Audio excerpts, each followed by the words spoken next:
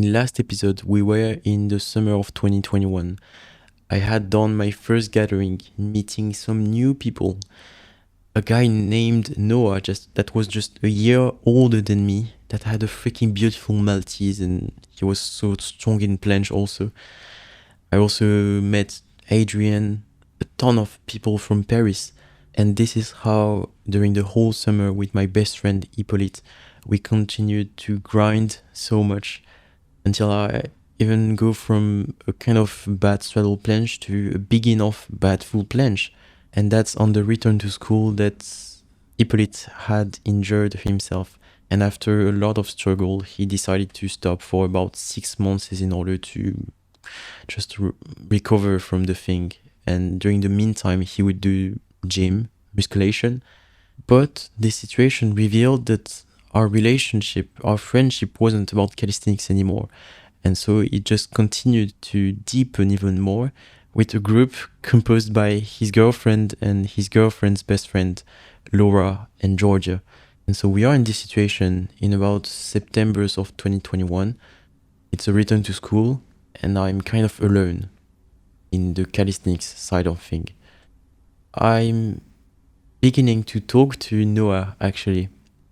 And I was trying to get some tips here and there, about Maltese, all this stuff. And he was like, the main thing, the one thing that really boosts you so much is to cut.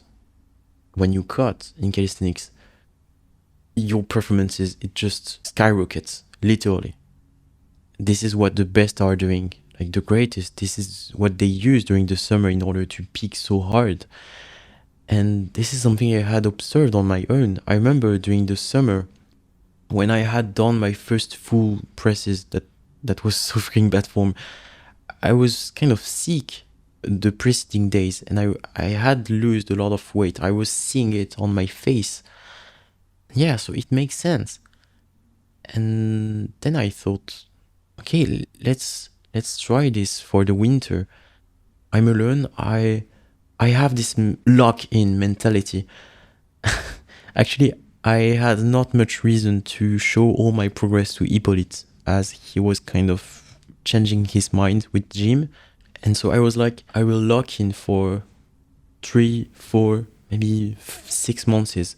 And when I'll come back, I'll shock everyone. So I had this plan. Training hard, cutting.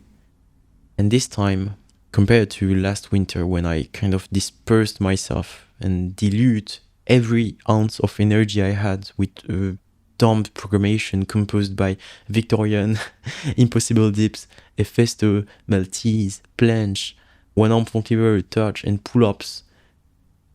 8 skills. Meanwhile, I could barely hold the straddle planche. I was at the tuck advanced touch. I had, I don't know, maybe 10 seconds of front lever. This time, during this winter, I had digested this huge mistake I've done, and so I decided to only focus on planche components, like push-up, press, hold, a bit of Maltese, if I remember well, touch, pull-up, and a bit of one-arm front lever. And it wasn't a mistake because during the whole summer I could grind it, and I was getting pretty good at this. I wouldn't share this to anyone. I was in the lock-in mode. But the reality is that I was sharing all this to one person, Georgia. Actually, she wasn't really in the calisthenics sphere, so I wasn't feeling like betraying this. But it was also a way to kind of state my progress. She always had something to do to cheer me up, or I don't know. And the funny part is that she even began calisthenics. Like she was doing some handstands and pull-ups underneath her stairs, this and so it's in this dynamic that I couldn't be stopped. Nothing could stop me. I was just grinding each day. I remember my whole life was turning around calisthenics. I had high school, but when I was in class, if I got bored, I was thinking about my combo. When I would get back from school, the first thing I would do is training, obviously. I had about an hour, not much more, because my timing was were kind of tight to train and give my whole. And this time I had a kind of framing in training, as mentioned. I wasn't dispersing all around. And I was trying to do some combos, and I remember progressing so much on straddle combos. I was on the full stage, but I had this intuition of I have to build a certain stamina and a basis of straddle to then go even more in the full. And so I was doing some kind of half and half. So sometimes some attempts of dead stop to press in full, or just hold in full, or just press. But most of my work would be some combos in straddle. And it's the first time I also developed a way of expressing. I wasn't doing straddle only for this kind of a building basis kind of motivation. I was also expressing. I was doing some combos in timing with the music. I would do some dead stop to press with explosiveness just for the sake of feeling it. And it was a moment everything was going so fast. It was the first time I was experiencing this. I was listening to my body and giving every place and energy to any intuitions I had. And this is how I could grind during the whole winter, from maybe push up to press in straddle. That was, by the way, freaking incredible. Like the first feeling of you push up and you're able to press after this is so freaking incredible. And I've been from this to maybe something like 3-3-3 in straddle, obviously, 3 push-ups, 3 presses, and then about 3 seconds of hold.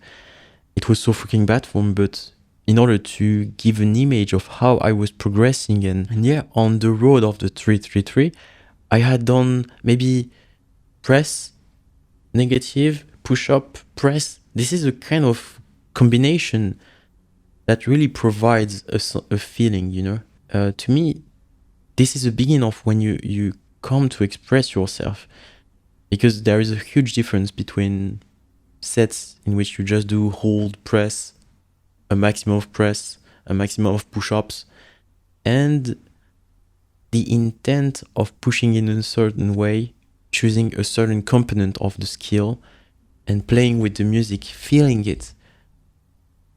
It's literally another sport to me, maybe. And this is a kind of second nature I began to develop in this period.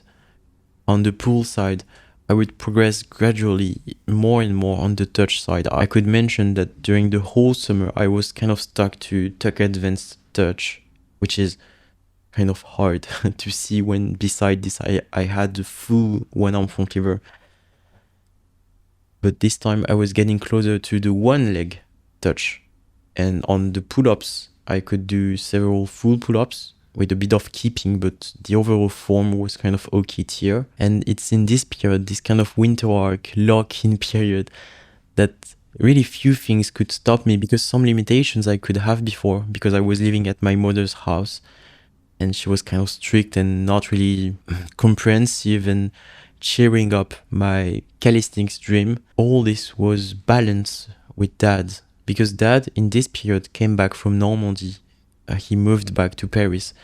And it's about this period that the time and the means he would provide me were way much more consequent. He would, for instance, provide me some whey protein, and every time I needed something, I just had to ask.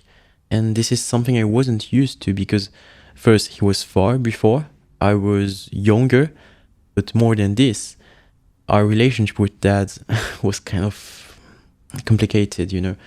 I could mention that I'm half Chinese, and it's from him that I'm half Chinese, so he's full Chinese, and the Chinese education is not a myth. He indeed had a kind of hard childhood in terms of how his parents were educating him. And so he, when he was an adult and educated me, kind of reproduced certain patterns. So I kind of suffered from it. I was loving and admiring him, but also had a lot of fear of him. Like, you know, this kind of weird relationship. Maybe you have it on your own also. And it's about this period that my dad kind of began to work on himself and the situation untied. And so, yeah, this is how things were just falling into place due to the course of circumstances. And it's not the only thing. I remember of one day scrolling on the Instagram and I would see a competition that would take place in Dunkirk. Dunkirk is about 300 kilometers away from Paris, and it was only static competition. I was like, okay, that's interesting. Maybe I could go for the end of my winter arc. It was in February. When I see this post, we are in January. I was getting kind of strong. And so I talk about this to mom, and she is like, but will you win? And I'm like, honestly, I'm not sure. And she's like, well, what's the point? And how would you go? And I answered, well, I could ask to some friends I know from Paris that would go to the competition. I was actually thinking about Adrian and a guy named John at the time. And she was like, but you think I'll let you go with strangers I don't know? And at that time, and in this moment, I was so disappointed. My moral was on the floor. How would I go to it? Then I thought, I have one last hope. That I mentioned that Dad began to invest more, to provide me more in general, but I wasn't too confident about it. I wasn't that confident because it was just the beginning of this kind of switch of dynamic, and I was also conscious about the price of going there. Like there is the fuel, but there is also the night stay. And yeah, my mom was maybe right. And what if I just go and I win nothing? What's the point? And so I remember taking up my phone, and we are in WhatsApp. I'm doing a vocal note. And what you have to know is that I would never do that before. At that time, I had never done a vocal note. I was kind of cringy about my voice, and yeah. And so I pushed the button, and I have this trembling voice. I'm like, Dad, hi, you know that there's a competition. It's in Dunkirk, and I'm not sure I will win. I know it's maybe pointless, but I feel like this is what I want to do. I truly think that it will help me, and I would be really happy to have done it. It's basically something like this. I talked during 3 whole minutes to say this, and I'm so stressed. Maybe he will maybe mock me. I don't know. I was even getting anxious. And then I have a notification. I open and he says, yeah, sure, let's go. When is it? And when I see this, I have so much relief. I'm like, whoa, I will be able to go in this competition. And then I was so excited. All the anxiety, the stress was gone. It wasn't like in the compromise. It wasn't like, you know, he didn't answer something like maybe, but it depends often. It was all in yes. Yes, you will be able to do this competition. And to this day, I'm still so freaking grateful for what he helped me to do. And this is how I have about a month and a half left until the competition comes. And I'm motivated as fuck. I begin to vlog what I do. I begin to do stretching in order to do a V-sit. You have to know that I'm so like the less stretchy person on earth. I wasn't able to do a L-sit, a clean L-sit at the time, just due to my stretching.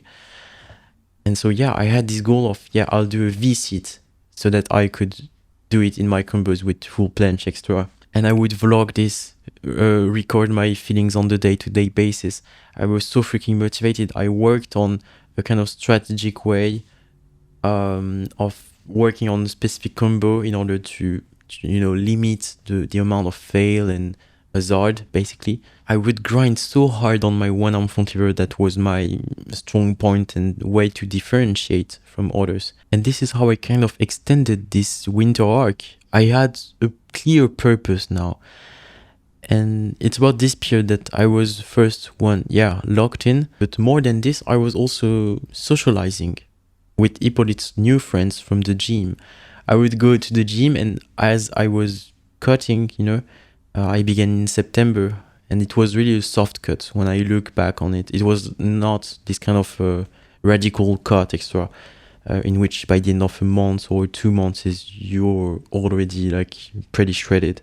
And so I was still on the cut, and my shape was pretty great. And these dudes, like Hippolyte's friends from the gym, were kind of cheering at me, like, "Whoa, dude, you're so jacked, extra." And I remember this is when I began to openly kind of flexing around my back, mostly because it's my main strong point genetically, and also due to the one arm front lever that was completely developing my lats. And so yeah, it was kind of a pretty great time. I was living to the fullest on the calisthenics, on the social side of things, and I had a bit more liberty because at that time I could go to my father's apartment, and with him I didn't need to come back at home before 6 p.m., which was the rule at mom's house. It's still in this period that I remember of how I was expressing even more myself. I was affirming who I was.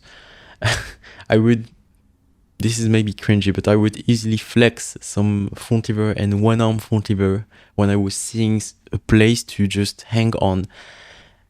And I had this image of, the Matrix guy by calisthenics. I wasn't perceived as someone superior, or I don't know, just I was me. I was that guy doing his stuff. And I think this is why I was feeling so great, because people were seeing me how I wanted to be seen, how I was expressing what I had within. And this would enable me to go even more in the fullest, because when you see yourself as someone that loves calisthenics and you are not scared to show it to anyone, when you go to a school trip just before your competition, it happened. I had a school trip before the competition. You're not scared to buy some wooden stick and scotch and do some crappy bar and put it on 2 chairs in order to do a front lever. This is what I did. And you're not scared to do weird shit, work on your hand balance and fail 10,000 times in front of your classmates that are also your roommates during the school trip. And this is how we are approaching the competition. As mentioned, a week before the competition, I was in a school trip to Vienne, I don't know. It was freaking incredible. It's a beautiful city. I would come back one day. And I'm kind of ready, I guess. Obviously, I'm not. We never are fully ready, and we never feel like we are at the fullest of what we are able to do. But most of the work, most of what I would like to show was ready. I had worked on a specific combo in a push and also in pull. I had one secret weapon. And so I remember being in the car before the competition with dad. He brought my little brother and little sister with us so that we can make a visit of the surrounding before the competition. Dunkirk is a city in the north of France that is on the border with Belgium. So we are just 2 hours away from a really beautiful and known city in Belgium from Dunkirk. And so the day before the competition, we would visit a bit of Belgium, and Dad actually wanted to taste Belgian fries that are, famous as the best fries of the world. And I have to admit, kind of anxious about this situation. I was like, I'm on the cut. If I take some grams due to these fries, I'll hate myself for the rest of my life. And more than this, there was also the whole situation because we would stay in Belgium quite late. And so this situation was kind of stressful, but at the same time, it helped me to just change my mind. My dad, I don't know if he purposefully did that, but he forced me to just change my mind because we would do something completely different from you're preparing for your competition that is just tomorrow. We were just hanging around, eating some shit, looking around. There was a playa in Belgium. We'd go to the beach.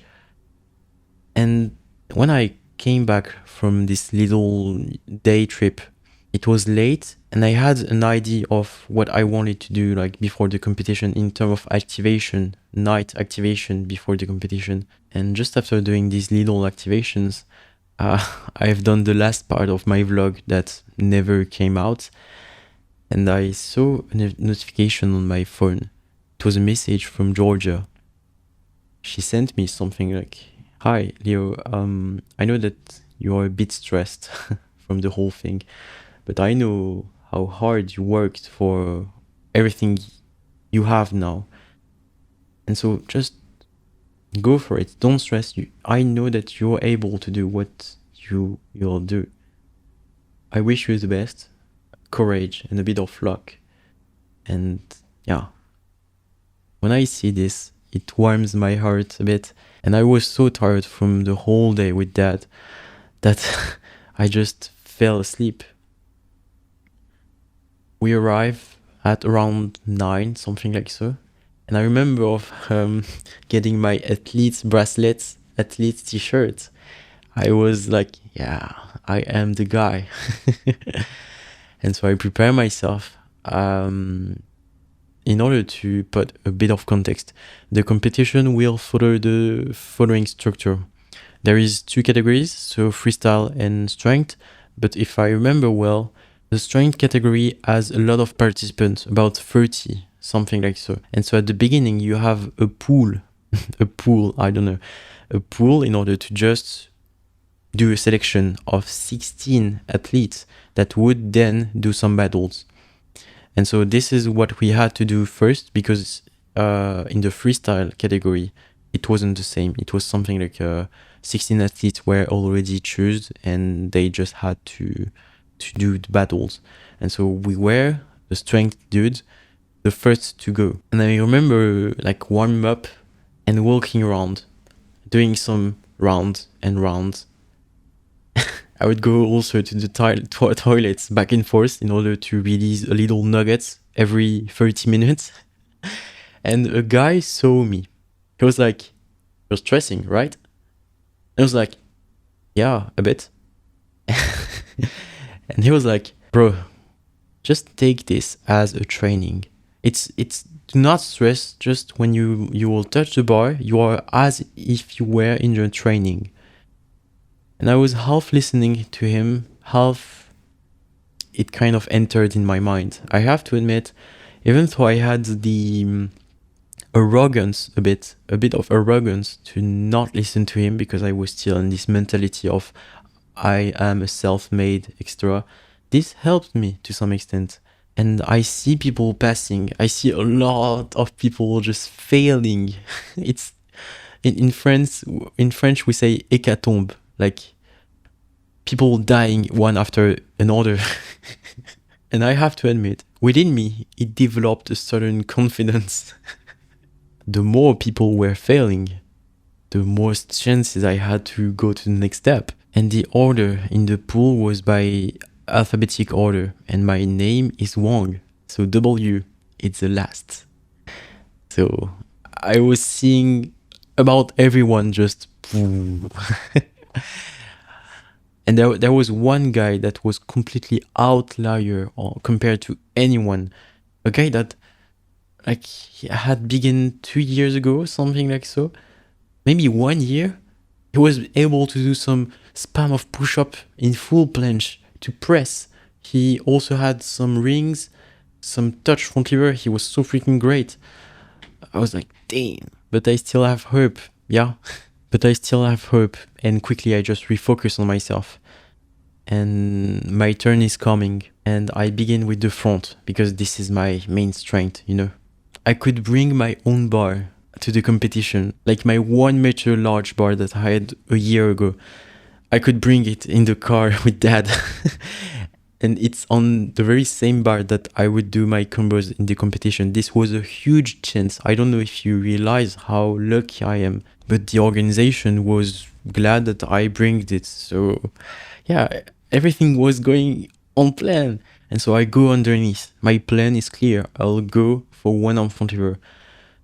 I take it, shoop, hold, press, hold in one arm front. Then I go on my second arm. I do the exact same thing. I pull over. I do a Victorian on the forearms. And then I take it. I try to do a pull up or a press. And the combo, if I remember well, was pretty clean. I had decided to do some really great stuff to kind of secure what I would do because I saw how many people failed by trying too hard. And then I go on the parallels. I grab them, and this time it was the first time I would use them. I go on the full planche, and I feel so freaking light due to the adrenaline. Uh, I had succeed on my pull set. This time it was about giving my whole in planche, and I wasn't really confident on this because it wasn't my strength. And so when I was holding, I was feeling so freaking light. But at the same time, when I began to press, the feeling weren't here because in reality I was in pyramid. It was a disgusting pyramid full planche. And so when I would press, I would lose completely my balance. I kind of twisted and fell on the handstand part. But it's okay. I continue. I take again the bars. I do maybe like a tuck full planche hold. I feel like it's hard. Okay. Then I do L-sit. Then I do straddle. And I try to press. It's so freaking hard. And this time again, I'm a bit in pyramid because I do not control my form alignment extra. I'm so stressed. And then I think at the end of my run, it was like 45 seconds. After this, I have a mixed feeling because I'm so proud of my one arm front, but on the full planche, I was kind of disgusted. On the full planche, I was disappointed. When I come out of the stage, there is this guy that had helped me during the warm-up time. He was like, damn, dude, you were so strong, extra. And I was really proud of this recognition I had. I was in fact the youngest of the competition. I had a lot of ego on this, but I wasn't only relying on that. I remember of analyzing every other athlete of the list of 30 people. I had kind of calculated the amount of chance I would have against each of these athletes. And so statistically, I was in the top. And this is why I was so confident and invested in my way. And so when the end of the pool released and we had the result of who would do the battles, and so the moment of the announcement came, and I was in the selected people. I was about to do a battle in the 16th of final. When I heard that, I immediately sent a message to my friends and also Georgia. I was so freaking glad. I could also see my combo, my form in one arm front lever was freaking insane. It was maybe the best I've ever done, actually. During the whole winter, I had worked on my one arm front lever with a lot of volume approach. I would do some bad form, really sided one arm front lever, but with a lot of press and holds. And on the planche side, I had prepared something more, but I wasn't sure I would release it at the beginning, you know. It was kind of last resort weapon to use. And so the battle are settled. I'm against a guy named Matteo Era. At this time, he had a really great Maltese. He had about every variations, and his full planche was pretty solid. But it's on the front lever that I had the edge. My strategy was clear: differentiate on the front lever and kind of try to show I have the full planche, you know. And so in the meantime, my strategy is about the same. I walk around, I take a little shit, like the release of little golden nuggets. I go to pee nothing. and again until the battle comes. I'm stressed, but also so focused. I know what I'll do. And so we do rock, paper, scissors in order to know who will begin. And I win.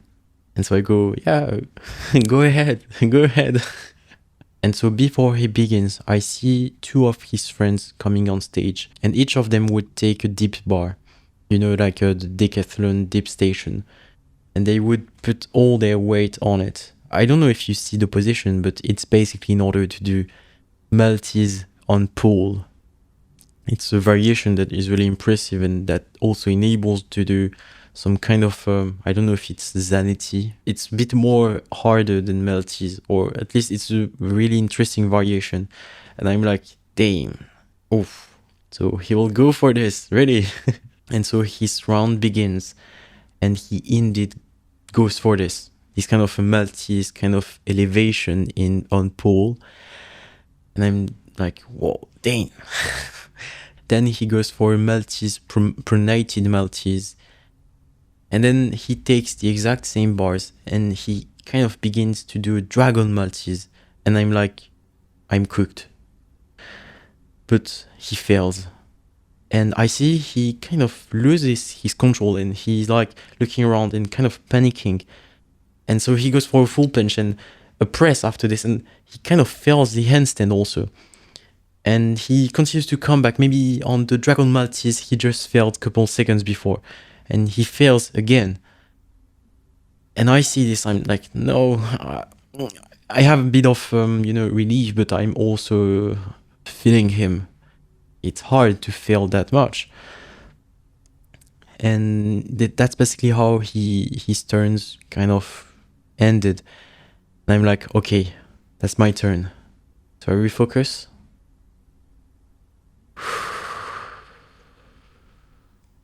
I'm under my bar in the exact same configuration, and I take the bar with my left arms that is my strongest. I go in one arm front lever, and I pull up. This was my secret weapon I had kept and worked on during the whole winter. I take the bar with my right arm, and I do it again. And I've forgotten that I've done like pull up and then a press after it. And then I do this with my right arm, pull up, press. And it's really bad form. I have to be honest, it was really bad form, but the range of motion of these pull-ups were pretty decent enough. It wasn't just a trial of pulling, And after this, I do about the same combo, pullover, Victorian. Maybe I had tried one arm touch, not a one arm touch, but one of my arm would be in touch and the other arm would be in forearm Victorian. It's basically a variation that is way easier than the touch and even a bit more than the Victorian on forearms. I said to you that it was my huge weakness, but I was trying as I could. And so I go for this, like a variation of forearm Victorian and front lever. And then I go for front lever. I do maybe a really bad form pull up. Then I go on the parallels to do a full planche. And this time I'm determined. I go full planche. I have about the same adrenaline, about the same form. I push up. I try to press after it. And I lose my balance.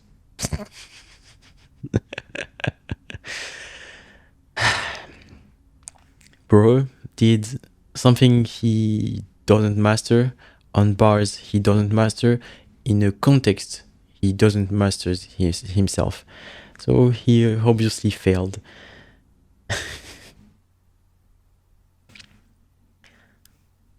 I'm kind of panicked. I do a sort of wide straddle planche that doesn't really hold. And that's how my round ends. There is no 2 rounds because it was kind of a amateur intermediate competition. And maybe it was just basically the rules. And so this is how I'm like waiting for the judge. We're waiting, and there's this moment. We are both in front of the judging table. There's the speaker that has both of our hands, and he takes them, and there is the deliberation. 3, 2, 1. Leo, I won. I won this first 16th of final. So I'm in the top 8 now. I'm in the 8th of final. I had a win against this guy that was maybe 23, 22, I don't know. That was freaking huge, by the way. I had not mentioned it, but he was impressive. And I was like, damn. And this feeling was also mixed with a kind of disappointment because I wasn't at my maximum. I had win thanks to all his mistakes. This is how I was feeling. And I was also kind of mad at myself for the huge fail in planches I've done. But yeah, let's just move on. And I know that the person I'm going to go against is a guy named Eric that had nothing on the Instagram. It's that kind of ghost that that just work out in the dark for real. I think he doesn't share to anyone, and he kind of destroyed the guy he was against, like in the 16th of final. This guy was doing some dragon Victorian. So Victorian, but the bars are unbalanced on just one foot of the bars. And he was gaining a shit ton of points out of this variation because we could see on the judging papers how much points we had been attributed for what we've done. And I could see how much he could earn from this. We later found that this variation is kind of crappy and shitty, like it's mainly balanced, and it actually enables to have a way easier positioning for the Victorian than the real Victorian because you're underneath your elbows, which is way easier. But at the time, this was something that was so valuable that I was freaking scared, and I wasn't also seeing how crappy it was. And so the moment comes, and I have about the same strategy that I had with Matteo. And so I go for it, and actually I will be short. I've done about the same shit, and maybe even less than that, because I was maybe tired, getting just out focused and all this stuff. And Eric on his side could kind of do his really... I don't want to insult him, but the situation of this Dragon Victorian that is freaking over-evaluated. And also, on the side, I have to admit, a really solid wide touch front lever. He could do like a couple pull-ups to touch, and he had also the wide straddle. So I have not much things to say. He was stronger. He indeed won in this situation. And so the rest of the competition comes, and so I'm out. It's done, it's gone, and I've been defeated. I had my little victory, but I was also feeling how limited I was due to my own level. It wasn't due to the world, the rules, or anything. It was just me. I had failed my handstand after a press. I was the one really limited in touch front lever. I was the one doing pyramid full planche, and so the rest of the competition just passed, and this dude, like with infinite push-ups to press, won naturally. And I was kind of happy. I was living the vibe, but I was also getting out, like in my head. And this is a moment in which I developed this urge, this will of I'll get even better this time, next time. Even though I had this urge, after the competition, I kind of chilled out from calisthenics. I worked out a bit less, if I remember well, and it wasn't complaisance, but I was just, chilling a bit. I could receive some photos of me, like as an athlete, some videos also of my performances, and it felt so great, like the experience of the post-competition. I had met some new people also. I had met again Adrian, that, by the way, if I remember well, won the freestyle competition. And so in post-competition, I was kind of in this chill momentum, you're kind of floating after really like being too intense. And I would socialize a lot with Ipo. It was, we were in spring and it was about the end of the school year. And I would go even more in the gym with Ipos and his friends. I would develop even more this kind of gym bros vibe, posing in the in the lockers, you know. And it's the moment I began to post on the Instagram this kind of stuff. I would repost some photos of me just posing with some aesthetic purpose, this kind of stuff. And I remember it was through a lot of parties that Hippolyte's and Laura's would organize that I would do that. And I would get even closer to Georgia, actually. So much that one day I kind of thought out of my feelings. Maybe I have something for her. And so I decided to kind of lean into this. And I began to naturally invest a bit more time and attention on her. By the end of a couple of weeks, I remember of one day there was just the two of us in the street and we were just walking around. My feelings, I was more convinced about it. I had something for her, and during all these parties and all this stuff, I felt that there was an alchemy and tension between her and me. And so I decided to tell her, I think I have something for you and I want to move further with you. And when I told her, her looks kind of decomposed. She was getting a bit anxious and, you know, this kind of look of as if I had betrayed her. She was, as Sylvia was like the first kind of girlfriend I had in about the same situation, had this position of I appreciate so much our situation that it hurts me to know that we don't have like the same intent. And she said me something like, I even myself don't understand what's going wrong, like why I do not like you as you do. And this completely like destroyed me. I couldn't understand. We were both attractive. We had both so much fun together. We were talking so much. And there was this tension. I was feeling it. Even her says me, I don't know why I don't like you. And so it's with this ending, let's say, that I come back home. And I think we're both confused. And we just need to let things kind of, you know, fall down. But it's not possible because the very next day there is a party at Ipo's house, and it's a huge party with basically everyone, friends of friends, and it's a mess. Georgia and I are obviously invited, and I remember of just spending the party and I was in my head. I wasn't really living the moment. I decided to go to bed quite early, but I had drank a bit.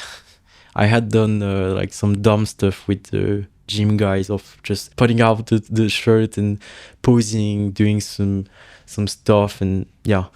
And so I was just resting, and suddenly I remember a guy, a friend, just came in, and he was like, "Bro, I'm sorry, but I saw Georgia. She is like hugging with the guy on the couch."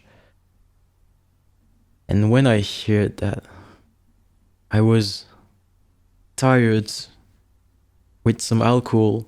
I was delusional, sleep deprived. And I was like, maybe it's nothing. I don't know.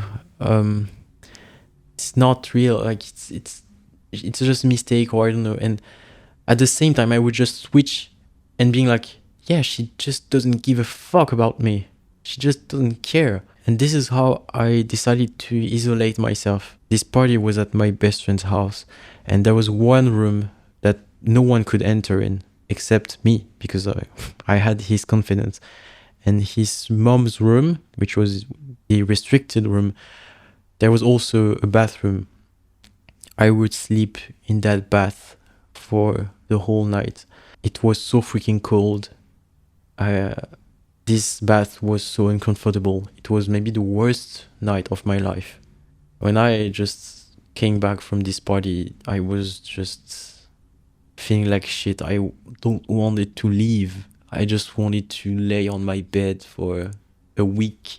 More than this, there was also a lot of kind of dramas coming out from this party. It was just the situation was just so chaotic and everything was in a mess. And there was this situation with Georgia. I needed just a couple days to let the thing kind of sink in. And after a lot of reflection, and yeah, I said to Hippolyte, my best friend, I think I'll just let go of this story. I had blocked Georgia. It was gone. It was done. And I told him I need to attract. I need to be more simply so that things come on me. This is the way I was thinking because when looking back at my past, every time I would approach a girl and come to her with all this great intent, I would get this kind of result. I would get rejected or it wouldn't work in the end. It's when I don't want it, any of this relationship kind of stuff, that I had an incredible girl coming on me, like Maya. And so yeah, this is the kind of mindset I developed. And beside this, I remember of what I decided to do in my life. On the side, I remember getting closer back to Hippolyte. It's as if the friendship, the attention I was giving to Georgia just came back to Hippolyte. And I was trying to just get closer back to him. And I would go to the gym with him and his friends. And at the time, he was getting into powerlifting. And I remember trying my first deadlift with him. I was able to hit 200 kilograms, which is insane. And this is mainly thanks to this one arm front lever and my lats. And so when trying to go a bit more often with Hippolyte, my goal was now to hit 210 kilograms, like within a session to another, which is nonsense. It's basically nonsense. If you've done powerlifting, it doesn't mean anything to be trying to hit PR just for the sake of it. But this is something I thought I needed. I was kind of exorcising myself from my feelings because I had so much bitterness from this situation with Georgia. I would listen some hard music like King from XXXTentacion with the Berserk trailer. I don't know if you know it, but if you get a look, it's basically some kind of a raping scene, the worst betrayal in the anime history. And I was living this kind of intensity of emotion to expose any anger, any bad feeling I had within me. I would prepare myself so much and ruminate the thought, think over and over again every situation I wouldn't have with Georgia, every signs I had fantasized on, anything. I was trying to make it disappear. On the side, I would, for the first time, post my physique even more with even some suggestive way of posting, like maybe in towel after a shower. This kind of stuff in order to just feed my ego. I have to admit, I was so loose. I was only getting cheered up by my gym bros. And even though I had the humble position inside me, it was feeding me. And after maybe 1 or 2 months, Hippolyte decided to stop powerlifting to get back on track on calisthenics. And this is how I decided to also came back on this. I had done what I needed with this gym kind of deadlifting period. Actually, I've done maybe 4-5 sessions. And so this flame, this pure flame for calisthenics, just the sake of performance, came back pretty quickly. This time I could share it again with my friend, and we both had huge ambition for the future. And this is how we will end this arc. Okay, now let's just talk in pure feelings. I've been recording for 2 hours and a half. I've done like half of the story again because I was stuttering too much. But it's a part of the process. I was tired today, but it's okay. I've done what I had to do. Oh, now I'll eat. Oh, I hope that you liked it. The sound quality has improved a lot, and this is thanks to my best friend Hippolyte, that is still my best friend. Yes, till this day. He's a beat maker, and he could help me with all this sound stuff. I sincerely thank you for watching the whole thing. I hope that you take care of you and that you spend your time mindfully. And in hope to see you soon. Bye.